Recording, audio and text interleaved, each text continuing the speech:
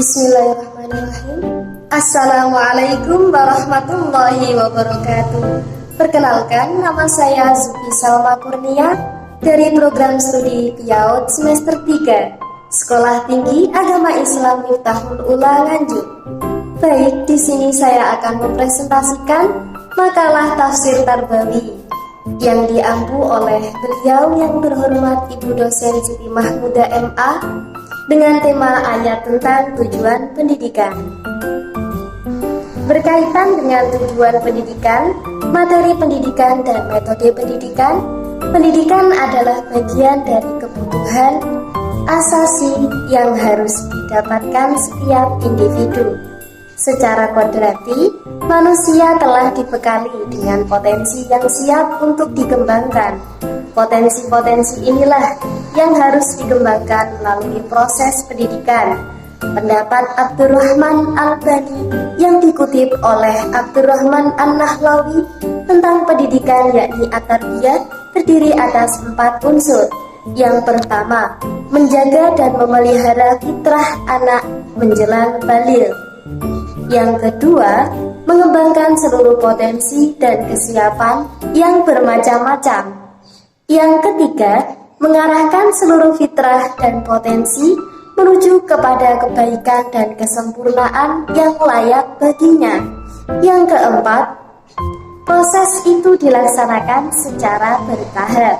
Apabila dikaitkan dengan pengertian pendidikan di atas, maka kebutuhan individu akan pendidikan adalah suatu yang sangat prinsip.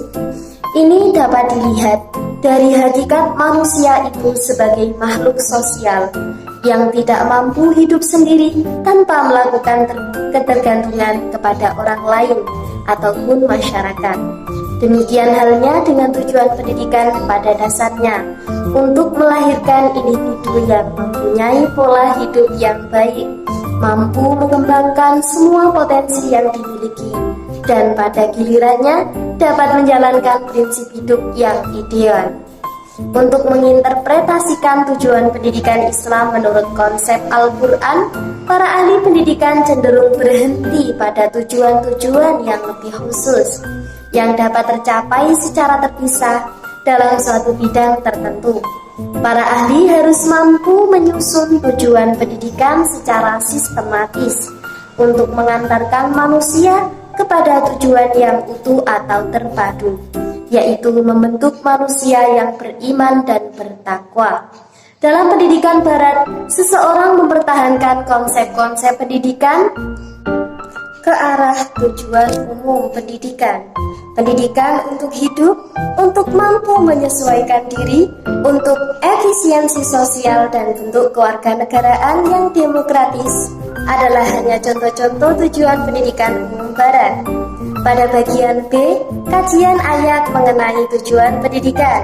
Yang pertama, terdapat pada Quran Surat Ali Imran Juz 3 ayat 137 sampai 138 yang berbunyi, A'udzu billahi minasyaitonir rajim. Bismillahirrahmanirrahim.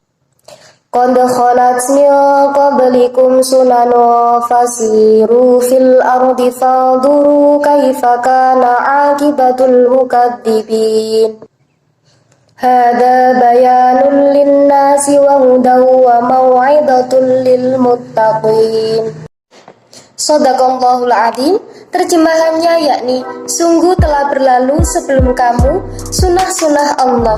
Karena itu berjalanlah kamu ke segenap penjuru bumi dengan perhatikanlah bagaimana kesudahan orang yang mendustakan rasul-rasul.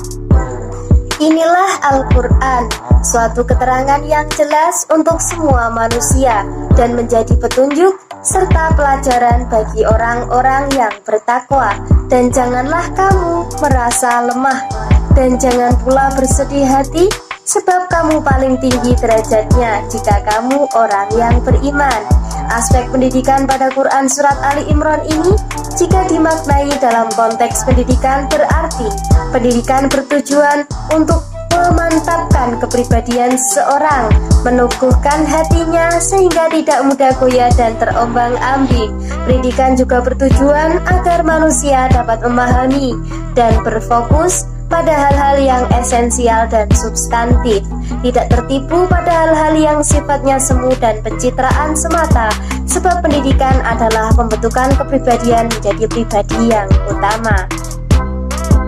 Untuk selanjutnya dijelaskan pula secara gamblang pada ayat-ayat berikut ini. Pada bagian yang kedua dijelaskan pada Quran Surat Al-Hud ayat 61. Yang ketiga dijelaskan pada Quran Surat Al-Fat ayat 28 sampai 29. Pada nomor 4 dijelaskan pada Quran Surat Az-Zumar ayat 39.